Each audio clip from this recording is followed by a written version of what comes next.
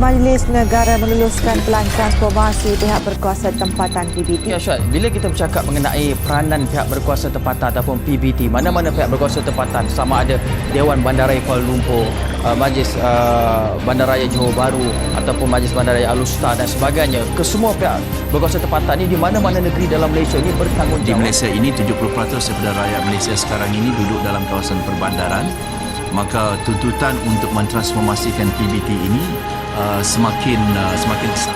Mengeluarkan lesen dan juga memastikan kualiti ataupun keselamatan makanan kepada peniaga-peniaga bermusim ini berada dalam keadaan yang terbaik.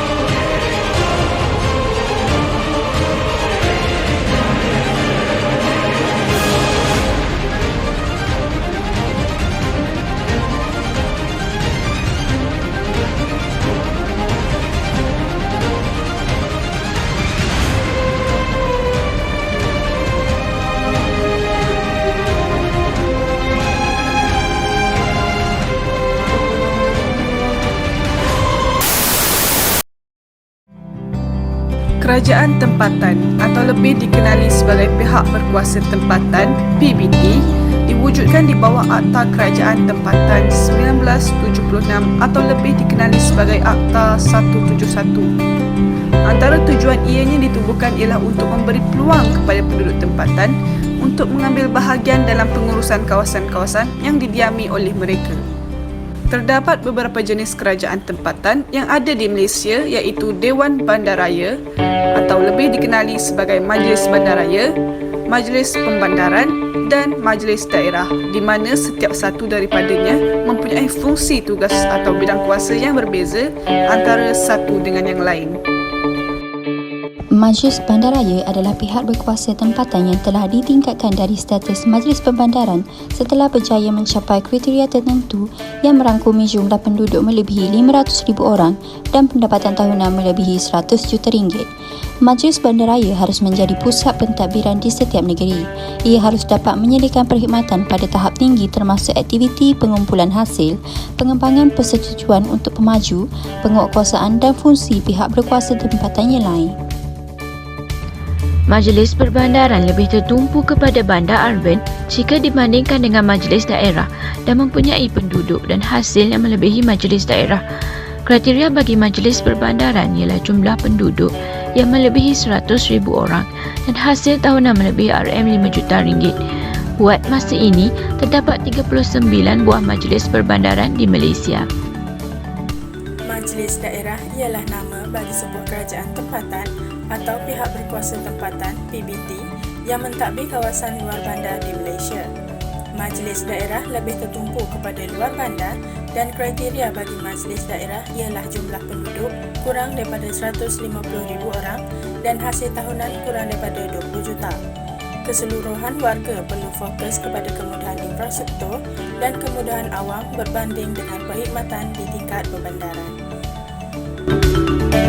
Seperti yang dirujuk pada bahagian 72 dari Akta Undang-Undang Pemerintahan Daerah 1976, keboleh capaian pemerintah di bawah pemerintahannya adalah untuk menjamin dan memajukan kesejahteraan umum serta menawarkan langkah-langkah untuk menyelamatkan negara dari penyebaran penyakit berjangkit dan menjaga ketenteraman di daerah tersebut. Dalam hal ini, mereka dapat mengaitkan bahawa pihak berkuasa yang berdekatan ini adalah badan yang bertanggungjawab atas akses barang keperluan asas dan sumbangan kepada penduduk di dalam wilayah ini. Sebagai contoh, Majlis Perbandaran Seremban telah menjalankan banyak projek kesejahteraan untuk menstabilkan kekuatan masyarakat. Kerajaan tempatan kemudian memberikan sejumlah RM350 untuk individu di kawasan aktiviti pembersihan. Ini adalah untuk mengajukan gaya hidup penduduk dengan kemampuan dan sasaran yang dibuat oleh Kementerian Kesihatan melalui pemerintah terdekat. Inisiatif yang dibuat oleh mereka adalah untuk menunjukkan kepada rakyat mengenai keberkesanan pemerintahan tempatan. Di bawah Akta Perancangan Bandar dan Desa 1976, pemerintah tempatan memainkan peranan penting dalam merancang kawasan dengan menyusun rancangan struktur setiap 5 tahun sekali. Sebagai contoh, kerajaan tempatan akan merancang projek pembinaan seperti projek perumahan yang bertujuan untuk menyediakan rumah baru dan mencukupi untuk rakyat. Kelulusan kebenaran iaitu bertulis dari pihak Berkuasa Perancangan Tempatan PBPT, kelulusan kebenaran merancang diperlukan setelah persetujuan penukaran tanah diperoleh sebelum proses rancangan pembinaan diteruskan. Tiada had jumlah tanah yang dikecualikan kebenaran merancang walaupun kawasan darat kurang dari 1 ekar. Masalah utama dalam kerajaan tempatan di Malaysia ialah ketidakcukupan pengagihan wang sama ada dari segi grant, pendapatan yang diberikan atau kredit modal untuk akta kerajaan tempatan. Proses transformasi dalam sektor ekonomi telah membuat fungsi bandar menjadi kompleks. Dalam sistem pembandaran, pergantungan antara kawasan bandar sangat mempengaruhi pengagihan semua aktiviti dan corak ekonomi. Kesan ekonomi tempatan, pembangunan berlaku dalam hierarki bandar dan penyebaran melalui tepi dan semua urutan proses akan mempengaruhi sosioekonomi organisasi dan pembahagian kesejahteraan. Sebagai contoh, di seberang Perai, peranan metropolitan di antara dua daerah iaitu Batuah Bukit Mertajam dalam mempengaruhi perumahan, pengagihan dan perdagangan melalui kesan aliran berlebihan adalah sangat jelas. Kesimpulannya, berdasarkan klip video ini, kita dapat lihat bahawa kerajaan tempatan juga merupakan sebuah agensi awam yang menyediakan perkhidmatan kepada masyarakat untuk penambahbaikan operasi. Bagi sebuah negara yang sedang membangun seperti Malaysia, kerajaan tempatan adalah penyumbang utama yang menyediakan perkhidmatan yang paling dekat dalam pembangunan masyarakat, terutamanya untuk rakyat setempat. Sebagai agensi yang terdekat dengan rakyat dan menjadi pusat penyertaan untuk pembangunan masyarakat, kerajaan tempatan di Malaysia memainkan peranan dan tugas yang sangat penting dalam aspek pembangunan masyarakat. Ianya berkaitan dengan penglibatan masyarakat dalam pentadbiran tempatan untuk penyediaan wang perniagaan dan lain-lain perkhidmatan. Okey, boleh teruskan Cik Amira? Sure. Okay, Bismillahirrahmanirrahim. First of all, thank you for inviting me. Nama diberi Amira Humairah binti Muhammad Zawawi. Saya merupakan wakil daripada Majlis Daerah Tanah Merah, memegang jawatan sebagai penolong pegawai undang-undang. Okay, penolong pegawai undang-undang L29. Okay, so basically saya secara general share with you about role of local government which is we are specific kepada Majlis Daerah. Okay, untuk pengetahuan, kita sebenarnya Majlis Daerah ataupun local government merupakan the third level in government, okay, which is the first one is federal, okay, the second one is state, and last is local government okay. Alright, so basically local government ni dia ada 3 pula jenisnya. Okay, dia ada bandaraya. Okay, contoh bandaraya ni adalah dikenali sebagai Dewan Bandaraya ataupun Majlis Bandaraya. Selalunya contoh kalau awak dengar seumpama KL City Hall ataupun DBKL. DBKL itu merupakan salah satu contoh bandaraya. And second adalah bandar. Bandar ni dikenali sebagai Majlis Perbandaran. Okay, and PKB merupakan salah satu contohnya. Okay, luar bandar ni dikenali sebagai Majlis Daerah. and Majlis Daerah Tanah Merah merupakan luar bandar, right? So kerajaan tempatan bertanggungjawab untuk merancang, menyelaras dan mengawal penggunaan serta aktiviti memajukan tanah dan bangunan dalam kawasan pihak berkuasa tempatan.